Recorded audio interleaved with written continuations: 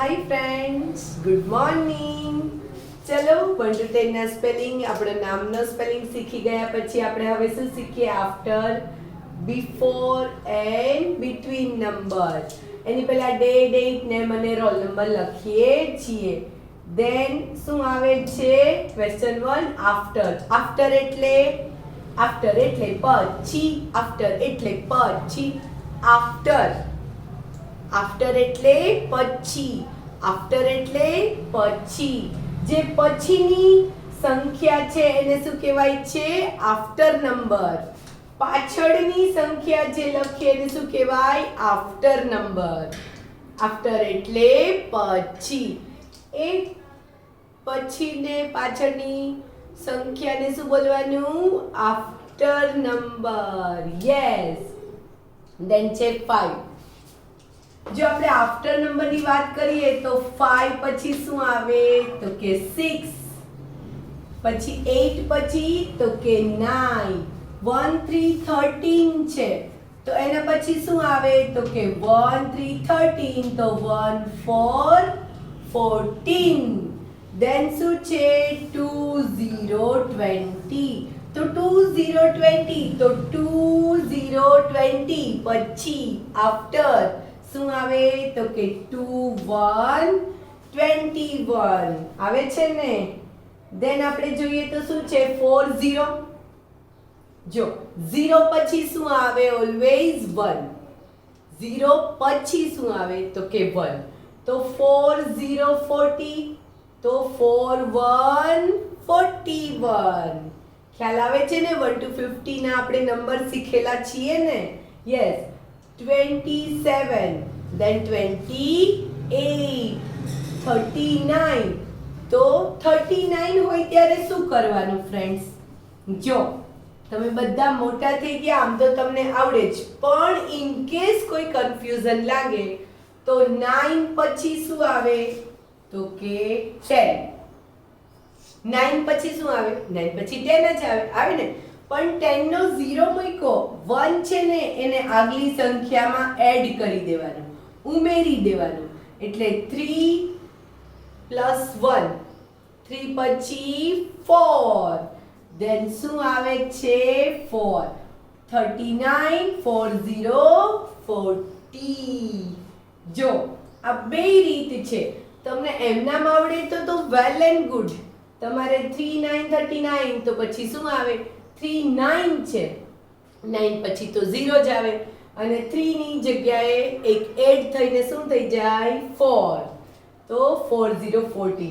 2 2 22. then 2 3 23. 4 1 41. then 4 2 42. Okay. then આપણે અહીંયા જોઈએ તો શું છે? 4 5 45. તો 4 ના 4 એમ નામ રહેશે અને 5 નું પછી શું આવશે? યસ 6. તો 4 5 45. તો એના પછી આફ્ટર નંબર શું થશે? 4 6 46. ધેન 1 0 10. તો 1 1 11. 1 6 16. 1 6 16. તો 1 7 17. શું આવશે? 1 7 17. then 3 0 30. 3 0 30. તો 0 પછી શું આવે? તો કે 1 આવે છે ને, 1 અને 31. ઓકે. then 3 9. 3 9 આવે ને ત્યારે ખાસ યાદ રાખવાનું.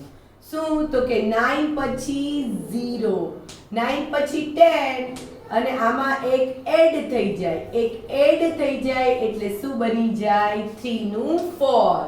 39. then after number 40 40. then હવે આપણે જોઈએ બિફોર નંબર. શું જોવાનું છે? તો કે બિફોર. બિફોર એટલે પહેલા. જે સંખ્યા છે એની પહેલા, આગળ. બિફોર.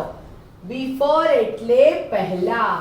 જો કોઈ પણ વસ્તુ લખવાની થાય ને એટલે સૌ પહેલા તો એને સમજો, એને વિચારો કે બિફોર એટલે તો કે પહેલા. તો પહેલાની સંખ્યા લખવાની છે. લાઈક 9 આપ્યું હોય ને તમે 10 લખી નાખો તો ચાલે નહીં. આપણને આફ્ટર નહીં બિફોર કીધું છે. બિફોર એટલે પહેલા. તો આમાં આપણે બિફોર એટલે પહેલાની સંખ્યા લખવાની છે ને 4 છે એની પહેલા. તો 4 ની પહેલા શું આવે? તો આટલી નાની સંખ્યા હોય તો આપણને ખબર પડી જ જાય કે 1 2 3 4. દેન અહીંયા શું આવે છે? 3. તો 7 છે તો 7 ની બિફોર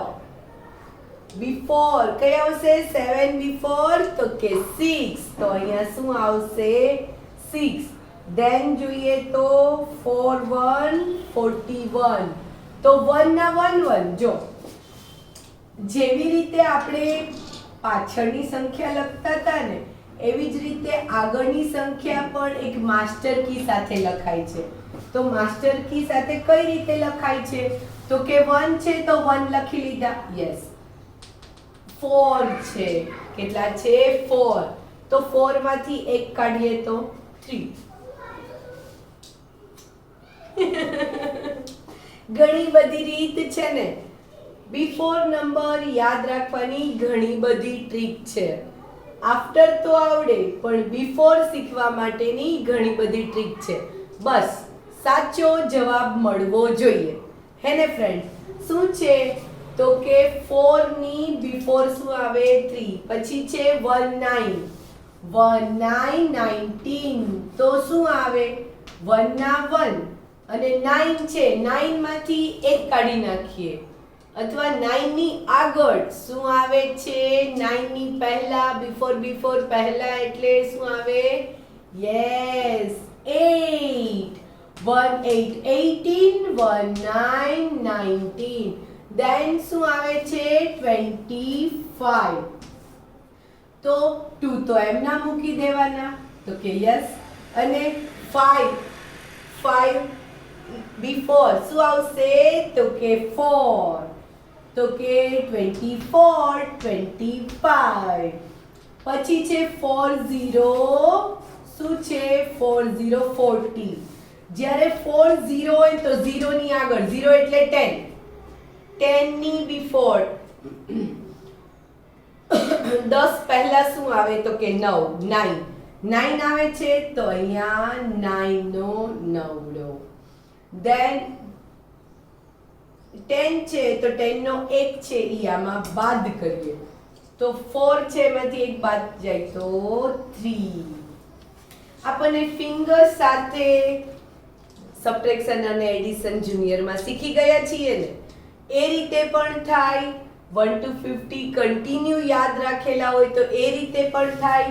અને બીજું કાંઈ જ નહીં તો 1 to 10 ના આગળ પાછળના તમને આવડે તો આગળની સંખ્યા એમ નામ મૂકી ઓલમોસ્ટ એમ નામ મુકાય અને એની પાછળનો જે સંખ્યા છે એની એક આગળની મૂકો એટલે તમને મળી જાય. ઓકે, નાવ છે 3 3 33. તો 3 ના 3 અને 3 ની આગળ શું આવે છે? તો કે 2. તો આપણે 2 લખ્યા. તો એવી જ રીતે જોઈએ તો 20 ની આગળ શું આવે? તો કે 19. 4 4 44. Then 4 3 43. Yes. પછી 10 છે તો 10 before 9. 3 8 છે તો 3 7. અહીંયા છે 30 30. તો 30 ની before એટલે કે પહેલા શું આવે? 29. 27 then 26 આગળની કીધી છે ને. અને લાસ્ટ છે 50 તો 50 ની આગળ શું આવે? તો કે 4 9 49. ફ્રેન્ડ્સ, જો તમને મેડમ બોર્ડમાં લખાવી દેશે અને તમે લખી નાખશો તો લાઈફમાં તમને ક્યારેય આ યાદ રહેશે નહીં. તમારે હંમેશા સેલ્ફ જાતે તે સાથે સેલ્ફ લખશો તો જ તમને આવડશે. બાકી તો આખી બુક મેડમ બોર્ડમાં લખે અને તમે નોટમાં તમારી બુકમાં લખી લેશો તો તમને આવડશે નહીં. ઓકે, નાઉ ક્વેશ્ચન 3, between. between શું છે? between એટલે વચ્ચે. between એટલે વચ્ચે. તો હવે 2 અને 4 ની between એટલે વચ્ચેની સંખ્યા શીખાય. જો ફ્રેન્ડ્સ, આપણે વચ્ચે ને એવું બધું કરવું ને એના કરતાં બેટર ધેન એક છે કે આપણને સરસ રીતે આફ્ટર નંબર આવડે છે. તો 2 પછી તો કે 3, 6 પછી તો કે 7, 1 1 11, 1 2 12, 1 7 17, then 1 8 18. પાછળ તો 1 9 90 આપેલું જ છે. જો તમે આ બે સંખ્યાને પકડશો ને 6 અને 8 between, 6 અને 8 between, ગૂંચવાઈ જશો. કુલ ડાઉન. જસ્ટ આગળની જે સંખ્યા છે ને એના પછીની એટલે કે આફ્ટર સંખ્યા લખો એટલે એના પછીની આપેલી છે એટલે બે સંખ્યાની between સંખ્યા આપણને between નંબર મળી જાય. એવી જ રીતે જોઈએ તો 21, 22 and 23 આપેલા જ છે ને સિમ્પલ. 26, 27, 28, 35, 36, 37. Then શું છે તો કે 32, 33, 34. Then 43, 43, 44, 45, 46. Yes, આવડી ગયું ને. તો 46 પછી 47, 48 આપેલા જ છે. Then આવે છે 9, 9, 10, 11, 19, 20, 21, 29, 30, 31.